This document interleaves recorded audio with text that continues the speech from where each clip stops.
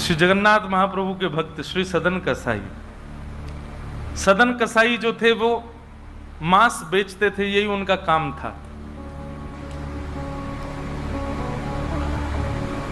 एक बार ऐसे तराजू में तोलते थे मांस को, तो जब मांस का विक्रय कर रहे थे तो उनको पता नहीं चला, वो भार की जगह शालिग्राम जी को रखते थे।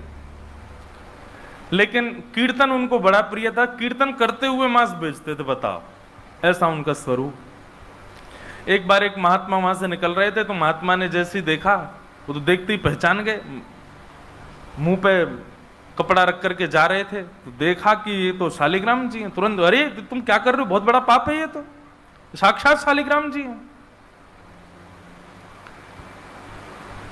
उसने कहा, महाराज मुझसे गलती होगी, मुझे तो पहचान है नहीं। बोले, लाओ इनको मुझको दो।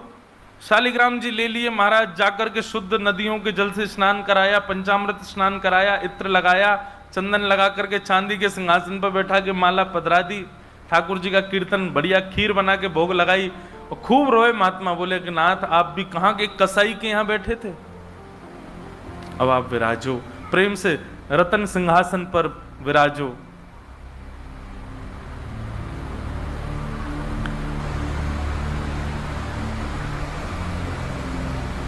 ठाकुर जी विराज गए। रात्रि को महात्मा के स्वप्न में आए, और स्वप्न में आकर के बोले सुनो, सुबह होते ही हमको ले जाओ और हमको वो सदन कसाई के पास छोड़ के आओ।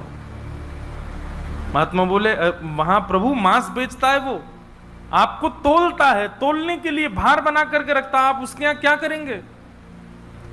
ठाकुर जी कह रहे हैं, हम जितना कह रहे हैं उतना करो बस। बोले, नाथ ये तो वेद विरुद्ध हो जाएगा, ये तो शास्त्र विरुद्ध हो जाएगा, मैं आपको कैसे वहां छोड़ के आ सकता हूं? आपको वहां क्या सुख मिल रहा है? वो शुद्ध नहीं, पवित्र नहीं, उसका स्थान अच्छा नहीं, मांस विक्रय करने वाला व्यक्ति, महापापी व्यक्ति, वहां क्यों जाना है आपको? ठाकुर जी बोले, कहीं पर हमको स्नान करने में सुख मिलता है, कहीं हमको सिंहासन पर बैठने में सुख मिलता है, कहीं भोजन करने में सुख मिलता है, कहीं माला पहनने में सुख मिलता है, सदन कसाई के हमको लुढ़कने में सुख मिलता है। उसके तराजू में जब वो तराजू से तोलता है तो हम इधर उधर लोटपोट होते हैं, हमको उसमें बहुत आनंद आता है, हमको छोड़ के आओ उसके पास ही।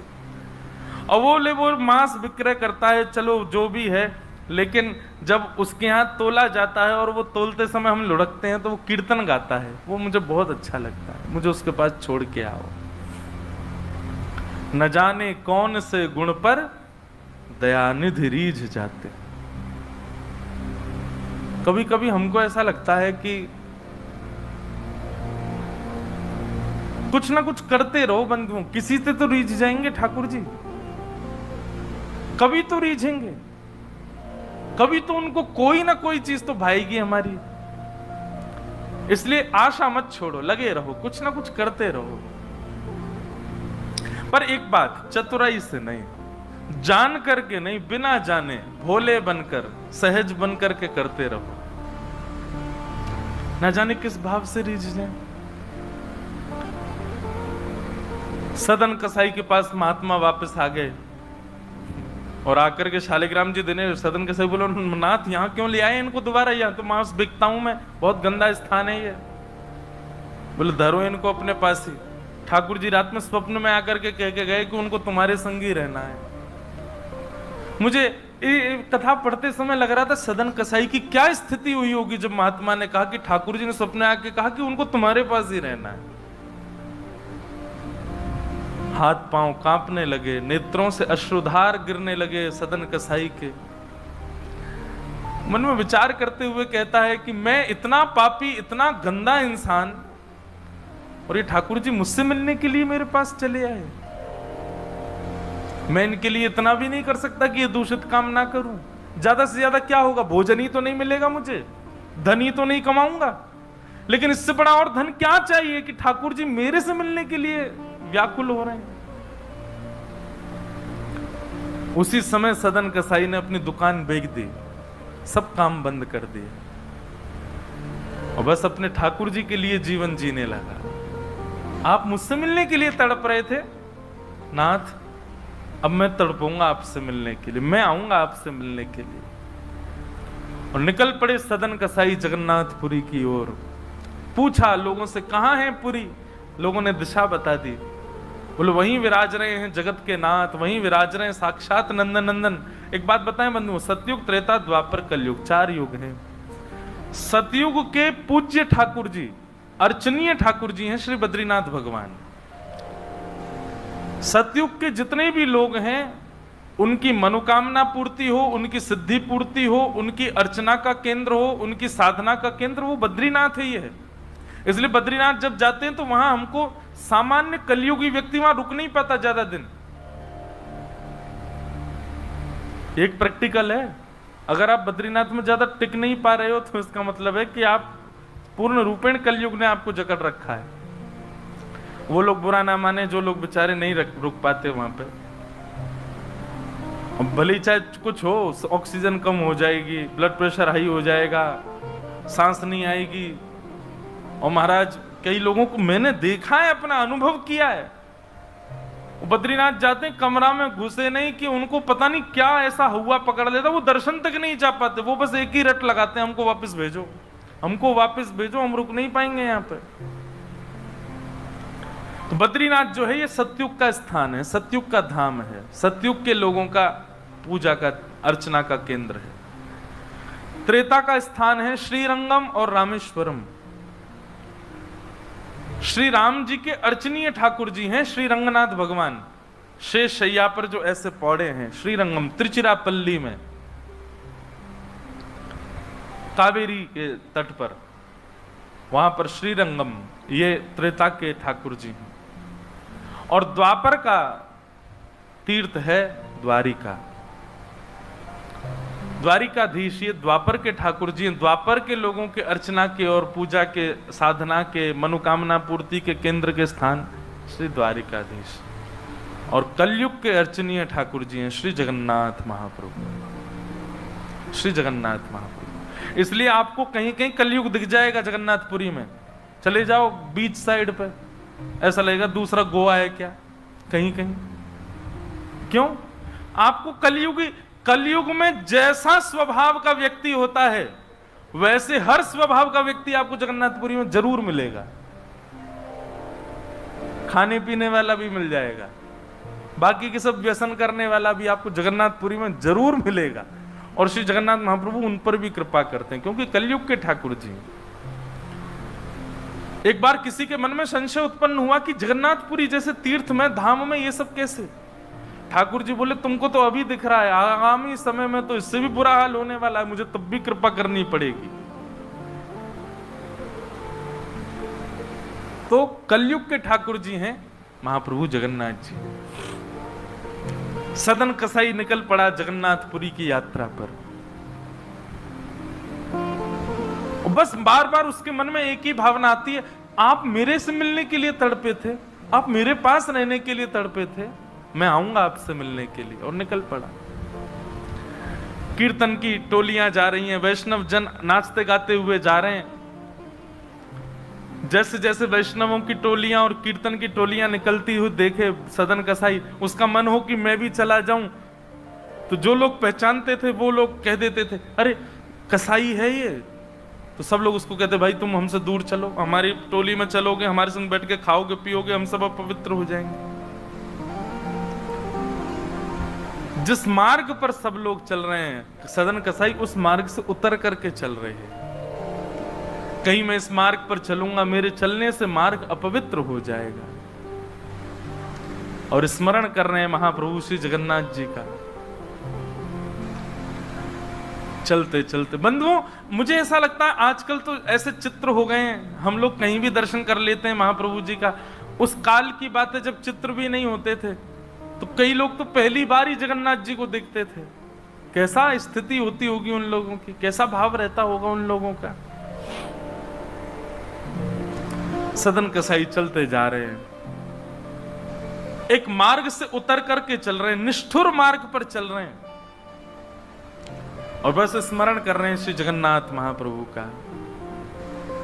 चलते चलते चलते एक नगर में पहुंचे, रात्रि का समय हो गया, शाम का समय हो गया। तो एक भवन बना था, घर बना था, उसी के बाहर ही सदन कसाई बैठ गए। सदन कसाई का रूप बहुत सुंदर था। नेत्र, उनके केश, उनके मुख की आकृति, उनकी भुजाएं बहुत सुंदर थे। भले ही कसाई थे पर सुंदर थे।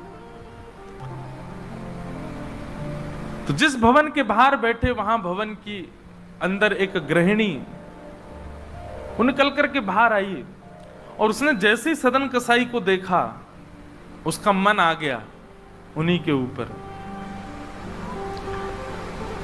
शाम का समय, सदन कसाई को लोभ देने लगी और उसने इशारा करके कहा कि भीतर आ जाओ। तो सदन कसाई ने उसकी ओर देखा और उनके मन में तो बस जगन्नाथ जी बैठे हैं, कोई ऐसा भाव तो दूषित था नहीं। उन्होंने इशारा कर दिया, कुछ इशारा किया और उस इशारे को उस कन्या ने, उस महिला ने ऐसा समझा कि मानो ये कहना चाह रहे हैं कि तुम भीतर जाके पहले अपने पति का वध करो, तब मैं रहूंगा तुम्हारे साथ। और बंधुओं एक बात बताएं, विषय जब माथे पर बहुत तीव्रता से चढ़ता है ना, वासना जब बहुत तीव्र चढ़ जाती है, तो व्यक्ति ये भी विचार नहीं करता मैं क्या कर रहा हूं। वो कितनी भी कथाएं सुन रहा हो, कितनी भी कथाओं में जा रहा हो, पर विषय जब उसके हृदय में होता है तो वो बिल्कुल विवेक शून्य हो जाता है।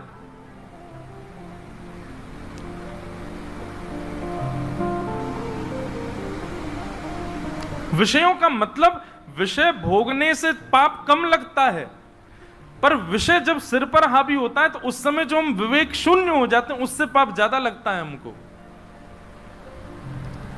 विषय हावी हो गया उस माता के, भीतर जाके उसने अपने पति का वध कर दिया, मार दिया।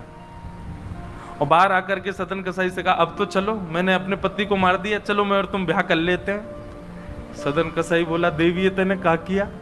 मैंने तो नहीं कहा था कि तुम मारो। बोले, हो तुम झूठ बोलते हो, तुम नहीं तो कहा था कि उसका वध कर दो तब रहूंगा। अब तुम्हारे पास एक ही रास्ता, या तो मेरे साथ रहो, नहीं तो मैं सबको बता दूंगी कि तुमने मेरे पति को मरवाया है। पर जिनके हृदय में श्री ठाकुर जी विराजमान है, उनको अन्य किसी के लोभ की इच्छा नहीं होती। उन्होंने कहा, ज्यादा से ज्यादा मार दोगी मुझको और क्या, बदनामी होगी, सब होगा, लेकिन मैं अपनी स्थिति से नहीं हट सकता। और उन्होंने अस्वीकार किया। और हुआ वही, उसने हल्ला मचा करके सबको इकट्ठा कर दिया, मेरे पति को इसने मरवा दिया और ये आदि आदि सब कर दिया। सदन कसाई को बंदी बना करके राजा के सामने प्रकट कर दिया। सब लोग आगे खिसक जाओ थोड़े थोड़े, पर कथा सुनना मत छोड़ो, कथा सुनते सुनते खिसक के आओ। सब लोग बैठ जाओ, यहाँ आगे जितनी जगह बैठ जाओ, आ जाओ। हाँ, खूब जगह है, आप लोगों को हम देखेंगे, बस नाक, आज नार में बाम लगा लेना शाम में। बैठ जाओ, देखो कितनी जगह हो गई पीछे। बोलो वृंदावन बिहारी लाल की जय। चल ना रहे हैं ऐसा लग रहा है। तो सदन कसाई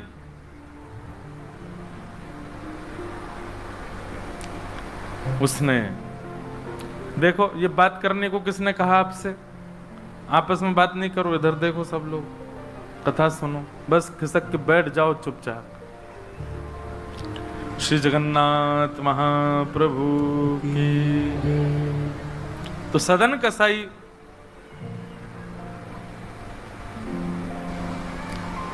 राजा के यहां उसको प्रस्तुत कर दिया, बंदी बना दिया। और बंदी बना करके कहा कि आप स्वीकार करते हैं कि आपने ये अपराध किया है इनके पति को मारने का? सदन कसाई कुछ नहीं बोला। बोले क्योंकि पक्ष तो पूरा उन्हीं की तरफ जाने वाला, मैं कितना भी मना करूं, मैं सफाई क्या दूंगा, मैं कैसे प्रस्तुत करूंगा, मैं विवाद कैसे करूंगा? वैष्णव का स्वरूप होता विवाद में नहीं पड़ता। वो चुपचाप खड़े रहे, बस मुस्कुराते रहे। बोले अब सत्य तो ठाकुर जी जानते हैं, मैं अब आपको कैसे बताऊं कि मैंने नहीं किया। मैं कहूं कि मैंने नहीं किया तो मेरे पास कोई प्रमाण नहीं है ना देने का कि मैंने नहीं किया। और प्रमाण देने के लिए, इकट्ठा करने के लिए, इतने प्रपंच में पढ़ने के लिए मैं नहीं निकला हूं। मैं तो जगन्नाथ जी से मिलने के लिए। आपको जो दंड देना है, बस मृत्यु दंड मत देना, बाकी जो दंड देना है दे दो, मुझे जगन्नाथ जी का दर्शन करना है।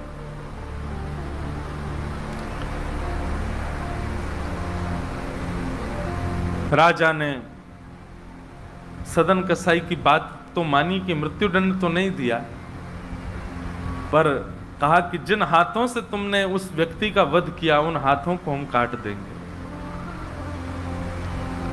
सदन कसाई बोले मैंने एक बार एक कथा में सुना है कि श्री जगन्नाथ जी की भी भुजा नहीं है, लो काट दो। जैसे मेरे स्वामी वैसा मैं, और अपनी दोनों भुजाएं आगे कर दी। मेरे स्वामी भी तो ऐसे ही रहते हैं। अच्छा, एक बार की बात है, गोस्वामी तुलसीदास जी दर्शन करने गए जगन्नाथ जी का, और जैसे ही जगन्नाथ जी को देखा तुरंत नेत्र बंद कर लिए। बोले राम राम राम राम जी, मैंने क्या देख लिया। तुरंत बाहर निकल करके आए, भागे मंदिर से दूर। किसी ने रोका, बोले क्या हो गया गोस्वामी जी? बोले ये मेरे ठाकुर जी हैं ही नहीं। कैसे ठाकुर जी? इनकी तो आंख पिघल गई, मुख पिघल गया, हाथ पिघल गए, पैर है नहीं, ये मेरे ठाकुर जी कैसे? मैं तो अभी रात में तो कहीं नहीं जा सकता, पर सुबह होते ही चला जाऊंगा, मैं जीवन में कभी नहीं आऊंगा। इतने ज्यादा भयभीत हो गए। रात्रि में गोस्वामी जी जैसे ही सोए तो महाप्रभु जगन्नाथ जी उनके स्वप्न में आए, धनुष बाण हाथ में लेकर के राघवेंद्र सरकार प्रकट हो गए। बोले भगवान, ये मैंने आपका कैसा दर्शन किया? आपकी भुजा नहीं है, आपके चरण नहीं है, आपके कान नहीं है, आपका मुख पिघला हुआ, नेत्र ऐसे बड़े बड़े, ये ऐसा रूप क्यों है आपका? बोले तुम्हारी वजह से है। गोस्वामी जी बोले मेरी वजह से? बोले हाँ, तुमने मानस जी में लिखा है, बिन पग चलहि सुनहि बिन काना। वो बिना पैर के चलता है परमात्मा, बिना कानों के सुनता है।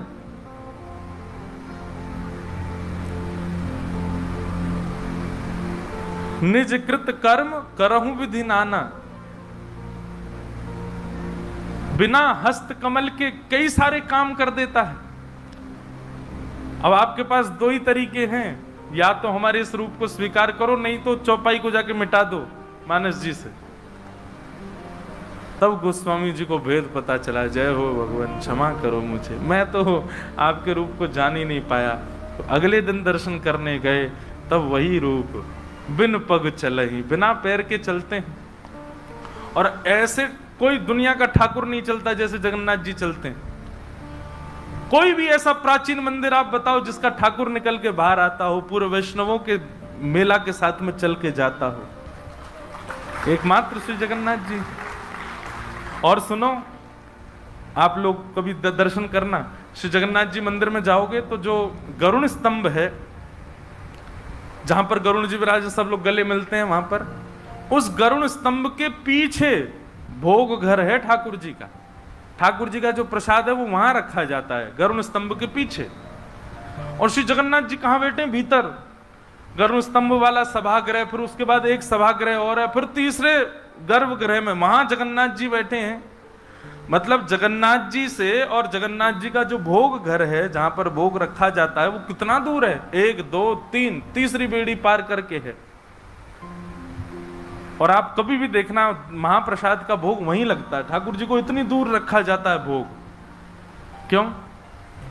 बोले महाप्रसाद रखने के बाद में, और मंदिर जब बंद हो जाता है थोड़ी बहुत देर के लिए, हम खुला भी रहे, वैष्णव दर्शन करें, भोग घर का किवाड़ खोल देते हैं। इतनी दूर से ठाकुर जी कैसे भोग लगाते हैं? बोले आजान बाहु है ना, ऐसे भुजा करके ऐसे भोग लगाते हैं ठाकुर जी, लंबी लंबी भुजाओं से अपनी भुजाओं से भोग लगाते हैं। तो बिना हाथों के सब क्रिया कर रहे हैं, बिना कानों के सुन रहे हैं, बिना पैरों के चल रहे हैं। सदन कसाई ने अपने दोनों हाथ आगे किए और राजा के दूतों ने उनके हाथ काट दिए।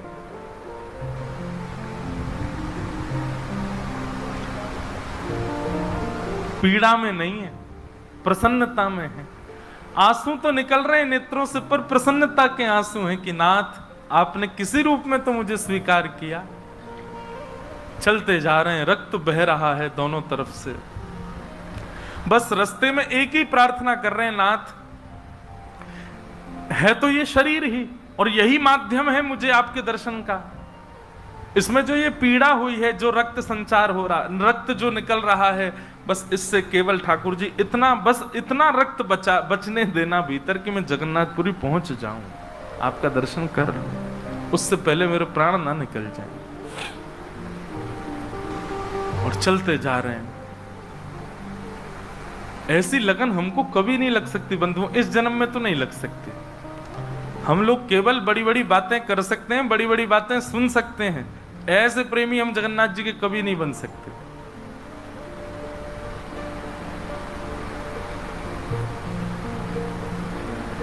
अरे हमारा कोई छोटा सा काम बिगड़ जाए तो हम जगन्नाथपुरी ना जाएं? अरे महाप्रभु जी ने तो मेरा ये काम बिगड़वा दिया। यहां तो हाथ पांव कटवा देते हैं वैष्णव ठाकुर जी से मिलने के लिए। सदन कसाई जैसे ही श्री क्षेत्र में उन्होंने प्रवेश किया और जैसे ही प्रवेश किया ब्रह्म वेदी पर श्री जगन्नाथ जी झूमने लगे। पुजारियों ने जाकर के कहा, महाप्रभु जी आज्ञा करें, आप इतने प्रसन्न क्यों हैं? बोले मेरा एक भक्त आया है, वो बेचारा बहुत कष्ट में है, आप लोग तुरंत पालकी लेकर के जाइए, उसको लेकर के आइए यहां पर। पुजारी सब पालकी लेकर के दौड़े और पुरी में प्रवेश कर रहे वैष्णवों से पूछने, अरे भैया महाप्रभु जी का कोई भक्त आया है क्या? महाप्रभु जी ने पालकी भेजी है उसको ले जाने के लिए। महाप्रभु जी आज बड़े प्रसन्न हैं, उनका कोई परम वैष्णव भक्त आया है। तो सदन कसाई ने जैसे ये बात सुनी कि पुजारी हल्ला कर रहे हैं, कोई बहुत बड़ा भक्त आया है, महाप्रभु जी ने उसके लिए पालकी भेजी, तो सदन कसाई इतने खुश हो गए, बोले आज ठाकुर जी के दर्शन तो होंगे, उनके एक प्रिय भक्त के भी दर्शन हो जाएंगे, कितना मेरा सौभाग्य होगा। और रही बात, मैं तो बहुत बड़ा पापी हूं, मैं तो रास्ता भर यही सोचता आ रहा था कि मैंने इतना पाप किया, इतना मांस बेचा है जानवरों का, महाप्रभु जी पता नहीं मुझसे नाराज होंगे, पर आज लगता है कोई परम वैष्णव भक्त आया तो महाप्रभु जी का मूड बढ़िया होगा, आज प्रसन्न होंगे। तो प्रसन्न मुद्रा में ठाकुर जी बैठे होंगे, तब मैं दर्शन करूंगा तो मेरे सारे अपराधों को क्षमा कर देंगे। वहां तो भीड़ लग गई पालकी के पास में, बोले हम हैं परम भक्त, और वो सदन कसाई दूरी खड़े हैं, बोले इनमें से कोई होगा जो पालकी में बैठेगा, आज पहले उसको प्रणाम करूंगा फिर महाप्रभु जी को करूंगा। वहां तो इतनी भीड़ लग गई कि पंडा पुजारी पालकी लेके जान बचा के भागे वहां से, क्योंकि सबको लगता है कि हमसे बड़ा भक्त तो कोई है ही नहीं। पालकी खाली लौट करके आ गई। महाप्रभु जगन्नाथ जी बोले तुम खाली आ गए, लेके नहीं आए उनको? बोले भगवान आपके एक दो भक्त तो है नहीं, वहां तो हजारों भक्त, एक पालकी उसमें कितनों को बैठा किया, सब चढ़ने लगे, बोले हम हैं भक्त, हम हैं भक्त। आप कोई संकेत बताओ, आपके भक्त का कोई लक्षण। श्री जगन्नाथ प्रभु के नेत्र सजल हो गए, बोले मेरी तरह उसके भी हाथ नहीं है, जो आया है वही है मेरा भक्त, उसको लेके आओ।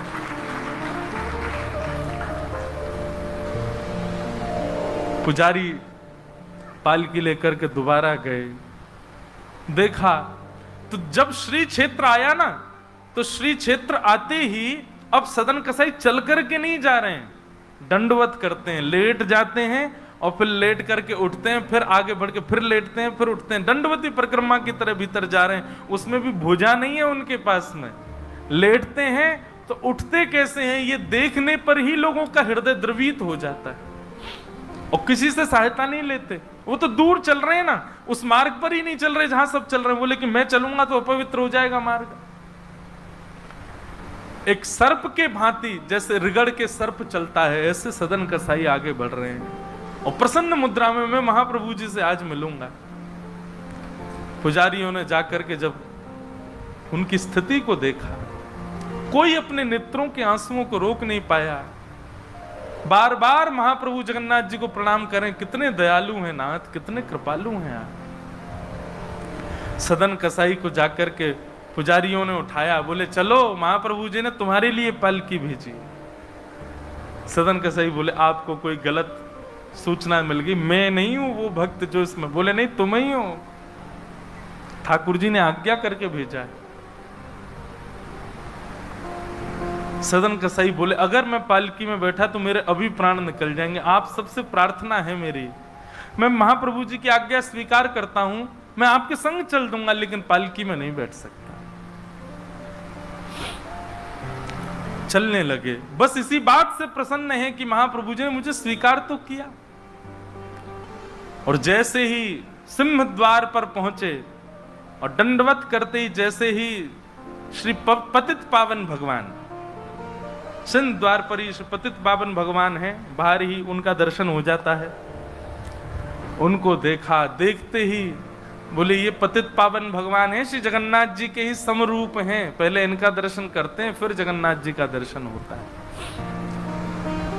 जैसे ही दंडवत किया, अभी तक तो उनको ग्लानि नहीं थी कि मेरे हाथ नहीं है, पर अब दंडवत करते समय उनको तनिक एक ग्लानि सी हुई, काश मेरे हाथ होते तो मैं भी ऐसे दंडवत करता, दोनों भुजाएं आगे कर लेता।